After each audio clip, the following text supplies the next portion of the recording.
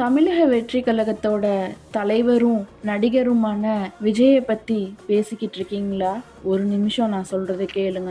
நீங்க விஜயை பத்தி பேசுறதுனால யமலோகத்துல உங்களோட பாவ புண்ணிய கணக்குல ஒரு மாற்றம் வரப்போகுதுன்னு சொன்னா நம்புவீங்களா? சித்திரகுப்தன் உங்களோட கணக்குல நீங்க செய்யற இந்த விஷயத்தால ஒரு பெரிய மாற்றத்தை எழுதிக்கிட்டு இருக்காருன்னு உங்களுக்கு தெரியுமா? விஜய் அரசியலுக்கு வரத பத்தி எல்லாரும் விவாதம் பண்ணிக்கிட்டு இருக்காங்க.